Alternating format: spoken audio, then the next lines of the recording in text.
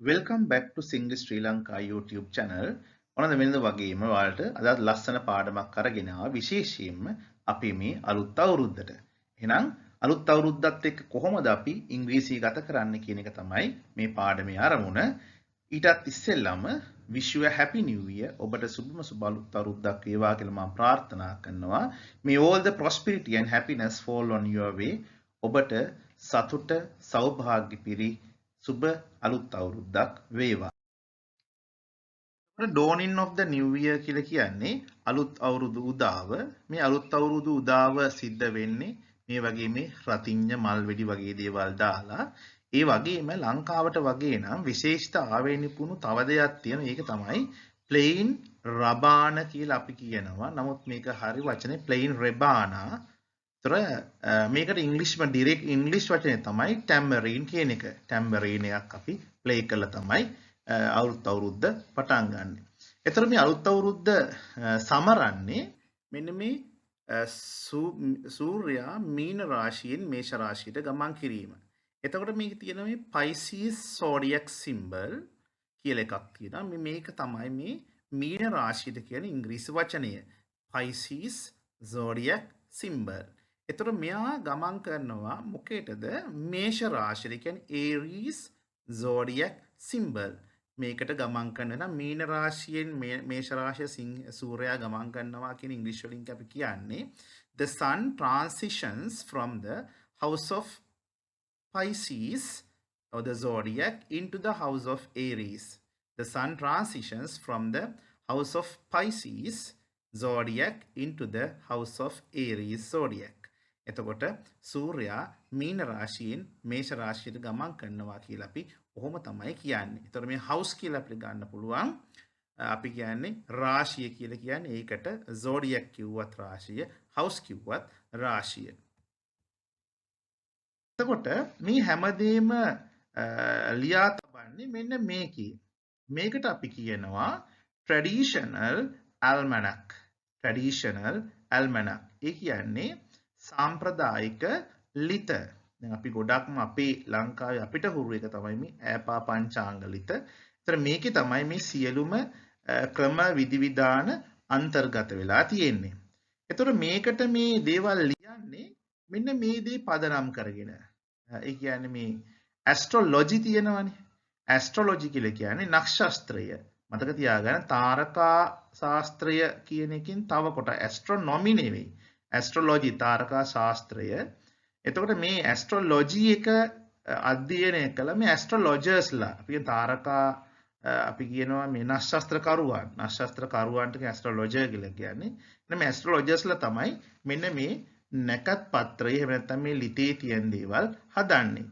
එතකොට නැකත් පත්‍රයට ඉංග්‍රීසි වලින් අපි කියන්නේ astrological timetable කියලා කියනවා. එහෙම නැත්නම් auspicious times chart කියලා කියනවා. එහෙම නැත්නම් schedules of auspicious times කියලා කියනවා. ඒතර මේකේ තමයි අර නව සඳ බැලීම, අලුත් අවුරුදු උදාව, වැඩ ඇල්ලීම, ඔය ආහාර අනුභවය, ඔය තියෙන ඔක්කොම දේවල් ටික තියෙන්නේ. එතකොට මේ නැකත් පත්‍රයේ තියෙන චාරිත්‍ර වලින් මුලින්ම තියෙන චාරිත්‍රය තමයි මේ අපි කියන New Year customs කියලා කියන්නේ අලුත් අවුරුදු චාරිත්‍ර වලටනේ. මේ New Year customs නැත්නම් rituals එන චාරිත්‍ර වාරිත්‍ර වලට rituals කියලා කියනවා, customs කියලා කියන මේකේ මුලින්ම තියෙන එකක් තමයි මේ non auspicious time. සිංහලෙන් අපි කියන්නේ නොනගතය. නොනගතය කියලා කියන්නේ නැකතක් නැහැ කියන එකයි. මේ නැකතක් නැති වෙලාවට අපි අර schedules of New Year times තිබ්බනේ.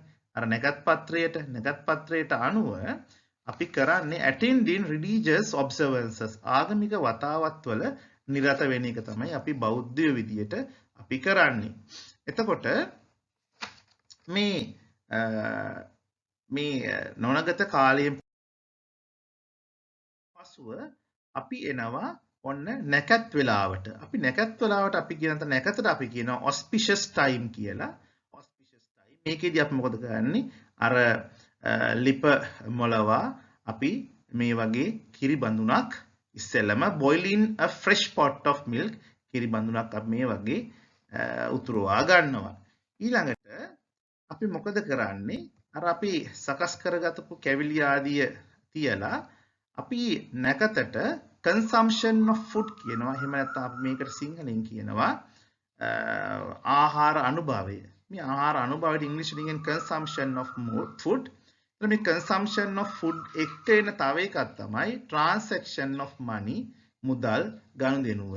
ගනුදෙනු කිරීම කියලා අපි කියන්නේ. ඒක. ඒතර මේකත් එක්ක තව යන එකක් තමයි commencing of work වැඩ ඇල්ලීම. එහෙනම් ආහාර අනුභවය ගනුදෙනු කිරීම සහ වැඩ ඇල්ලීම කියන මේ තුනම අපි එකට තමයි යන්නේ. එතකොට ඊළඟ ස්ලයිඩ් එකට යන්න ඉස්සෙල්ලා හැමදාම කරන මතක් කිරීම ඉල්ලීම මේ channel එක subscribe කරන්න යහළුවන් අතර බෙදා හදා දෙන්න ලොකු දැනුමක් ඔබට ලබා ගන්න පුළුවන්. ඊළඟ එක තමයි අපි ඒ කියන්නේ මේ හිස තෙල් ගෑම. anointing oil කියලා කියන්නේ හිස තෙල් ගෑම. එහෙනම් හිස තෙල් ගෑමේ මංගල්‍ය අපි ඉන් අනතුරුව කරනවා. ඒතර මේකේ තවත් ගොඩාක් දේවල් තියෙනවා. අපි මේ පාඩම ඕනට වඩා විශාල වෙන නිසා, දිග්ගැස්සෙන නිසා අපි ඒවා description එකේ දානවා. ඒ වචන වල හුරු වෙන්න මම සිංහල ඉංග්‍රීසි දෙකම දාන්නම්. right. ඊළඟට තව අංග දෙකක් තියෙනවා. වැඩිහිටියන් බැහැ දැකීම. අපි ඉංග්‍රීසි වලින් කියනවා visiting elders මේ පිට රට එකක්. නමුත් අපි අපේ සාම්ප්‍රදාන කුල් නම් අපි බොලත් අතක්කින් මාර්ගෙන කැවිලි පෙවිලි ආදී අරගෙන තමයි යන්නේ. ඊට පස්සේ අපි රැකී ආරක්ෂා සඳහා අපි වෘත්තියක් කරන පුද්ගලයන් නම් අපිට පුළුවන් setting off for the jobs රැකී ආරක්ෂා සඳහා පිටත්ව යෑම. එනම් මේකත් එක්ක අපේ අද පාඩම අවසන් වෙනවා. Thank you very much for having us. Have a nice day.